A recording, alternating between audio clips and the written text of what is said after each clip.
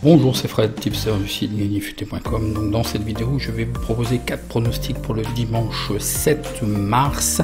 Avant toute chose, vous savez très bien, on va regarder les résultats. Donc ils ne sont pas bons pour ce vendredi 5. Je vous avais proposé Mayence sec et ils ont fait que match nul. Bon, c'est pas faute d'avoir essayé, ils ont quand même un petit peu pilonné. 19 tirs, dont uniquement que 2 cadrés. Ils ont fait une très mauvaise opération, c'est un pari perdant. Valence a tardé un petit peu à égaliser, mais ils ont réussi, ils étaient menés au score depuis la première mi-temps, et en toute fin de match, ils ont réussi à avoir un penalty, donc égalité. Puis, comme vous l'avez pu le voir dans les arrêts de jeu, le second but. Donc c'est un pari perdant, puisque je vous avais proposé le match nul remboursé 6 under. Bon, il y a certains d'entre vous qui ont quand même ramassé avec les scores. Bon, c'est tant mieux pour eux, et bravo d'avoir tenté cela. N'oubliez pas, vous avez pour ce samedi les 4 pronostics en vidéo, et puis je vous propose pour ce dimanche 4 pronostics: Hellas Vérone, AC Milan, Atlético de Madrid, Real de Madrid, Real Sociedad Levante, Naples, Bologne. Donc commençons tout de suite avec Hellas Vérone, Milan AC. Donc l'alerte algo nous détecte le 2 et le under value à partir de 1,75 qui me semble un peu élevé. Je pense que ça ne sera pas value. Hellas Vérone est 8e avec 38 points, ils ont 1815 points et le rating. Ils sont à la porte des places européennes, un très bon parcours de cette équipe. Et Milan, après leur incartade européenne, ils semblent marquer un peu le pas. Il faut qu'ils se remettent dans le coup, parce qu'ils sont en train de carrément, et puis leur confrontation directe de l'Inter n'a pas arrangé les choses. Ils sont deuxième avec 53 points, ils ont 1946 points et le rating. Donc les classements domicile extérieur, voyons voir les données. Donc Hellas Vérone reste, attention, sur 4 matchs d'invincibilité, et Milan se reprend quand même, mais c'est quand même du petit trop. Leur campagne européenne leur a fait quand même un petit peu mal. Hellas Vérone gagne à 40%, ils font match nul à 32%, ils perdent à 26%, ils font des over plus 2,5 buts à 48%, des under à 38%, ils marquent en premier à 52%, ils encaissent en premier à 40%, un rapport positif de plus 49%. Oui, c'est une équipe qui n'est pas attendue. Je vous le dis tout le temps, regardez les équipes 4, 5e jusqu'à 8e, vous allez avoir des forts rendements, les cotes sont soutenues, les boucles les suivent pas bien. Pour ce qui est de Milan, ils gagnent à 64%, match nul à 20%, ils perdent à 16%, ils font des over plus 2,5 buts à 68%, des under à 32%, ils marquent en premier à 68%, ils encaissent en premier à 32%, un rapport positif de plus 26% sur cette équipe. Le face-à-face domicile extérieur, donc toujours une belle régularité, 4 matchs d'invincibilité, dont leur dernier match quand même contre la Juve, un match nul, et ils ont réussi de gagner contre Napoli. Pour ce qui est de l'AC Milan, une seule défaite depuis la saison. En plus c'est un peu bateau parce que c'est contre Spezia, qui n'est pas vraiment formidable. Ils viennent de gagner à l'extérieur contre la Roma. Voyons voir l'historique des confrontations, voir ce qu'ils nous apprennent. Milan l'avait emporté l'année dernière, le 15 septembre 2019, 1-0. Donc voyons voir au niveau effectif. Alors au niveau effectif, il y a 3 absents côté Hellas Vérone, dont un attaquant qui peut être gênant pour le dispositif tactique. Donc un dispositif tactique probable en 3-4-2-1. Pour ce qui est d'AC Milan, très très gênant, Zlatan est absent, donc un attaquant clé, un milieu de terrain aussi, et 2 autres joueurs. Un dispositif tactique probable en 4-2-3-1, donc c'est pas encore alarmant, mais c'est quand même gênant. Zlatan, lorsqu'il est là, quand même, il est susceptible de marquer. Les statistiques particulières que je vous trouve dans les 7 derniers matchs à domicile en Serie A, d'Hellas Vérone, les 2 équipes ont marqué. Hellas Vérone a concédé 1 but ou plus lors des 9 derniers matchs à domicile en Serie A. L'AC Milan est invaincu à la mi-temps lors des 16 derniers matchs à l'extérieur, et lors des 33 de ses 37 derniers matchs en Serie A, l'AC Milan est invaincu. Pour les probabilités nous disent les deux équipes marquent oui à 70%. Et là, c'est une cote super value puisque ça nous correspond à une cote de 1,42. Et là, les books nous proposent 1,62. Donc, c'est très bon, ça. Pour ce qui est des probabilités over-under, là, il y a une divergence puisque les books nous voient le under à une cote de 1,69. Et là, les probabilités nous donnent le over à 55%. Donc, restez à l'écart. Les probabilités 1 et 2 nous disent Hellas Vérone à 22%, match nul à 30%, et la victoire de l'AC Milan à 48%, le 2-2-1. Je suis pas trop sûr en fait. Vraiment, je suis indécis. Moi, tout ce que je vois en fait sur ce match-là, et en plus c'est une des stats d'Hellas Vérone, c'est que les deux équipes marquent, même si Zlatan n'est pas là. Il y a quand même de quoi faire. Je pense que les deux équipes vont marquer et je trouve qu'il n'y a pas trop à se casser la tête vu la cote. La probabilité nous donne 70%, donc on a une belle marge. Voilà, d'autant plus que le 2 n'est pas value à 48%. Donc c'est gênant de le prendre. Les scores, il y a trop de différentiel au niveau des scores. Donc voilà, tout ce que je retiens, c'est les deux équipes marquent oui à 1,62, ce qui est vraiment bien. Le match suivant, Atlético de Madrid, Real de Madrid. Donc là, l'alerte algo nous détecte le 1, la victoire de l'Atlético. Donc voyons voir le face-à-face. Donc l'Atlético est premier avec 58 points, ils ont 2019 points et le rating, et le Real est troisième avec 53 points, ils ont 2001 points et le rating. Le classement domicile extérieur, donc ça va être très très serré je pense. Donc deux belles régularités, bon même si l'Atlético, je pense aussi avec la campagne européenne, ça les a un petit peu perturbés sur leur rythme. Il y a eu aussi beaucoup d'absents pendant une période, donc ce qui a fait des contre-performances. Le Real, malgré tout, on a beau dire ce qu'on veut, malgré de nombreux absents au niveau de l'effectif et pas des moindres, ils sont toujours là. Ils sont là, donc il faut compter sur eux. L'Atlético de Madrid gagne à 75%, match nul à 7%, ils perdent à 8%, ils font des over plus 2,5 buts à 41%, des under à 58%, ils marquent en premier à 66%, pardon. Ils encaissent en premier à 25%, un rapport positif de plus 32% sur cette équipe. Le Real, très très très régulière, est invaincu depuis 5 matchs. Ils gagnent à 64%, match nul à 20%, ils perdent à 16%. Ils font des over plus 2,5 buts à 40%, des under à 60%. Ils marquent en premier à 80%, ils encaissent en premier à 16%. Un rapport positif de plus 15% sur cette équipe. Voyons voir le face-à-face domicile extérieur.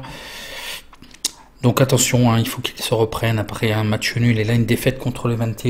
L'Atlético doit réagir. Le Real reste sur 3 victoires. Ils sont quand même assez étonnants.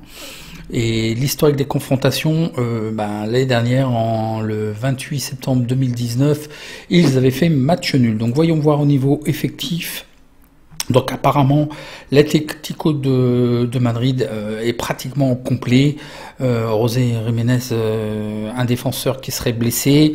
J'ai lu qu'apparemment, je ne sais pour quelle raison, Félix jouerait peut-être qu'à partir de la seconde mi-temps. Je ne sais pas pourquoi. Peut-être pour le préserver un petit peu, ou est-ce qu'il y a un petit souci sous-jacent qui est pas bien remis, ou une petite faiblesse passagère ou musculaire. Donc bon, on verra s'il est aligné ou pas. Bon, il y a de quoi bien faire quand même, un dispositif tactique en 3-5-2. Là, le Real, toujours l'ambulance qui est pleine.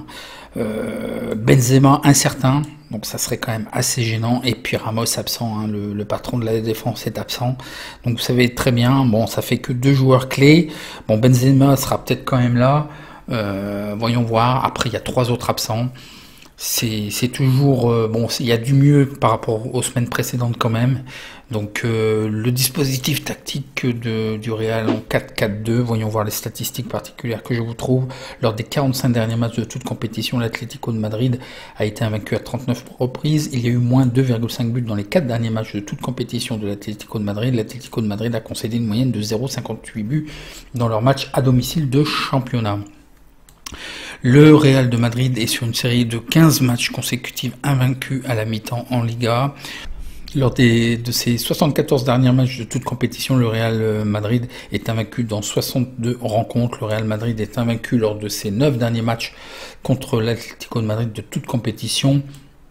Le Real Madrid a réussi à garder sa cage inviolée lors de ses 4 derniers matchs contre l'Atlético de Madrid à toute compétition. Il y a eu moins 2,5 buts lors des 5 derniers matchs du Real de Madrid de toute compétition. Les probabilités, le BTS, oui à 63%, ce qui nous donne une cote de 1,58. Et là, les books voient non à 1,64, donc une divergence reste à l'écart.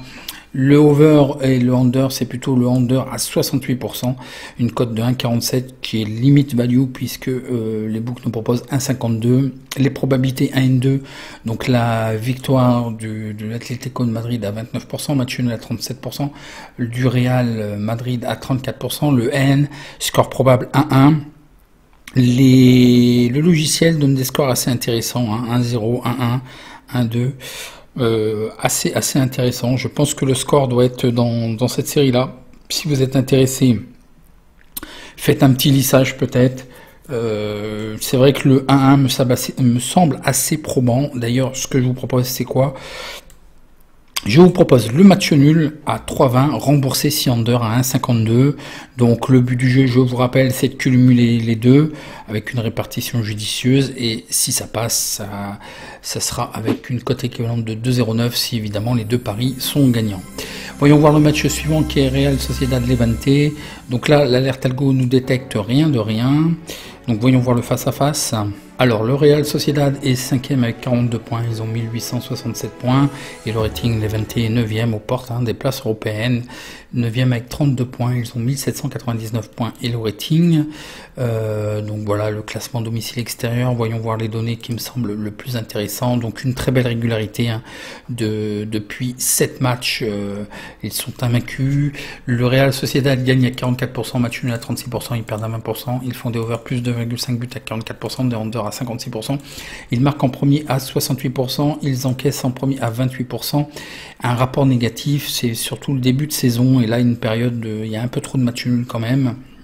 Pour ce qui est de Levante, pareil, une certaine régularité, mais beaucoup plus. Il n'y a pas énormément de défaites, mais ça accroche, beaucoup de matchs nuls. Ils gagnent à 28%, 44% de matchs nuls, 28% de défaites. Ils font des over plus 2,5 buts à 44%, des under à 56%. Ils marquent en premier à 40%, ils encaissent en premier à 60%. Un rapport positif de plus de 18% sur cette équipe. Le face-à-face domicile extérieur. Donc toujours pareil à lui-même, le Real Sociedad reste sur 2 victoires, donc invaincu depuis 4 matchs, et quand même Levante est aussi sur 2 victoires, dont attention, 2 belles victoires, une contre le Real et une contre l'Atlético de Madrid, l'air de rien, et ils sont invaincus depuis 3 matchs. L'historique des confrontations nous apprennent Levante l'avait emporté 2-1 le 30 octobre 2019. Donc voyons voir au niveau des effectifs. Donc le Real Sociedad, ce qui est quand même assez gênant, il y a 2 joueurs clés, un milieu de terrain et un défenseur. Il s'additionne avec ça, quand même, c'est assez décimé. 7 joueurs absents, un dispositif tactique en 4-5-1, bon il y a des doublures mais quand même c'est gênant. Pour ce qui est de Levante, c'est pareil, ça va s'équilibrer, il y a un défenseur et un milieu de terrain d'absents, un joueur suspendu et 3 autres joueurs absents, un dispositif tactique probable en 3-4-3. Bon, ça me semble équilibré des deux côtés, ils ont tous les deux des faiblesses au niveau de l'effectif. Les statistiques particulières, le Real Sociedad est invaincu dans les 6 derniers matchs de championnat. Il n'y a pas eu de défaite du Real Sociedad dans 10 de ses 12 derniers matchs à domicile. Le Real Sociedad connaît une période de 9 affrontements consécutifs en Liga, au cours desquels ils ont marqué 1 but et plus. Il y a eu plus 2,5 buts lors des 4 derniers matchs du Real Sociedad à domicile. Pour ce qui est de Levante n'a subi aucune défaite à la mi-temps lors de ses 14 derniers matchs consécutifs de toute compétition. Levante est invaincu dans 23 des 26 derniers matchs de toute compétition. Levante a marqué 1 but et plus lors des 10 derniers matchs à l'extérieur de toute compétition. Levante a marqué 2 buts et plus lors des 3 derniers matchs consécutifs à l'extérieur en Liga. Donc on risque d'y avoir des buts. Les deux équipes marquent oui à 65%, ce qui nous donne une cote de 1,53. Et là, je comprends pas, de par les stats, je pense qu'il y aura des buts des deux côtés quand même. Là, c'est le non à 1,66. Je ne comprends pas cette cote. Les probabilités over-under, le over plus 2,5 buts à 59%, qui me semble assez correct. Le problème, c'est que c'est un peu trop serré, puisque ça nous ferait une cote de 1,69, et là, les books nous proposent 1,60. Pour les probabilités 1-2, donc 36% pour la victoire de Real Sociedad, 42% pour le match nul, 22% pour l'Evente, le N 2-2, effectivement, ça me semble assez... on a vu qu'il y aurait plus 2,5 buts, je pense moi que ça va marquer des deux côtés, effectivement. Le score tombe aussi dans la répartition des probabilités score du logiciel. Effectivement, je partirais bien sur un 2-2, et là je veux pas trop me casser la tête non plus, puisque la cote du 1 n'est pas très value. Donc là, moi je ne suis pas et je ne comprends pas cette cote. Moi je pense qu'il y aura des buts des deux côtés et la cote est très belle. Je vous propose donc les deux équipes marquent oui à une cote de 1,80. Le match suivant est Naples-Bologne et là l'alerte algo nous détecte rien de rien. Voyons voir le face à face. Alors Naples est 6e avec 44 points, ils ont 1899 points et le rating. Et Bologne est 12e avec 28 points, ils ont 1749 points et le rating. Le classement domicile extérieur est quand même largement en faveur de Naples. Bon, ça a tendance à alterner. Naples me semble mieux à domicile qu'à l'extérieur, c'est là où ils perdent leurs points, étonnamment. Et puis Bologne alterne malgré un retour de 4 matchs où ils étaient invaincus. Là, ils retombent dans des travers et malheureusement en plus c'est contre Cagliari qui est pas forcément formidable. Naples gagne à 58%, match nul à 8%, ils perdent à 33%, ils font des over plus 2,5 buts à 62%, des under à 37%, ils marquent en premier à 58% et ils encaissent en premier à 41%, un petit rapport de plus 3,92%. Pour ce qui est de Bologne, ils gagnent à 28%, match nul à 28%, ils perdent à 44%, ils font des over plus 2,5 buts à 48%, des under à 52%, ils marquent en premier à 40%, ils encaissent en premier à 60%, un rapport négatif de moins 32% sur cette équipe. Voyons voir le face-à-face domicile extérieur. Voilà, à domicile, c'est quand même beaucoup mieux pour Naples. Ils sont invaincus, hein, les 4 derniers matchs, ils ont gagné, d'autant plus avec la manière. 4 clean sheets à domicile, ils n'ont pas encaissé de but sur les 4 derniers matchs, et dont un client sérieux contre la Juventus quand même. À l'extérieur, Bologne, c'est beaucoup moins bien, hein, et ça alterne. L'historique des confrontations nous apprennent une revanche, parce que Bologne il avait emporté 2-1 le 1er décembre 2019, donc une revanche à prendre, ça tombe bien. Donc côté Naples, ce qui est gênant, ce sont 2 attaquants faisant partie du dispositif clé quand même, donc il reste quand même Insigne et puis Mertens, je pense qu'ils vont faire la différence. Il y a de quoi, il y a quand même de la profondeur, mais c'est quand même assez gênant. Un dispositif tactique en 4-2-3-1 côté Bologne, c'est assez décimé aussi, hein. Il y a 2 joueurs clés, dont un suspendu, un milieu de terrain, un défenseur, et à ça il faut ajouter 3 autres joueurs blessés. Un dispositif tactique probable en 4-2-3-1. Voyons voir les statistiques particulières. Naples a gardé sa cage inviolée lors de ses 4 derniers matchs à domicile, ça on l'a vu. Naples est invaincu dans 7 des 8 derniers matchs à domicile. Naples a réussi à remporter ses 4 derniers matchs à domicile à la mi-temps et la fin du temps réglementaire. Naples, lors de ses 3 derniers matchs à domicile en Serie A, il y a eu moins 2,5 buts. Pour Bologne, vous avez vu, ça alterne beaucoup, donc pas beaucoup de stades. Bologne a remporté que 3 de ses 16 derniers matchs en Serie A. Lors de ses 4 derniers matchs en Serie A de Bologne, il y a eu moins 2,5 buts, donc une constante sur les deux. Le BTS, les deux équipes marquent non à 55%, et là il y a une divergence, puisque les books nous disent oui à une cote de 1,60, donc reste à l'écart. Le over-under, c'est le under à 58%, et là une divergence dans l'autre sens, ils nous disent du over à 1,50, c'est très étrange. Pour ce qui est des probabilités 1 et 2, 68% pour Naples, 21% pour match nul et 11% pour Bologne, le 1, score probable 2-0, effectivement, c'est un peu ce qui ressort d'ailleurs au niveau des scores probables au niveau du logiciel. Effectivement, le 2-0 me semble assez correct. Bon, je ne vais pas le suivre ni le jouer, tout simplement ce que je vous propose, c'est la victoire sèche de Naples à 1,54. Qui est aussi un petit peu limite value, mais bon, on est dans les clous. Donc voilà pour ce match. Si vous avez apprécié, un petit like, et puis je réponds à vos questions en commentaire. En attendant, bon match, et à demain pour une prochaine vidéo. Merci.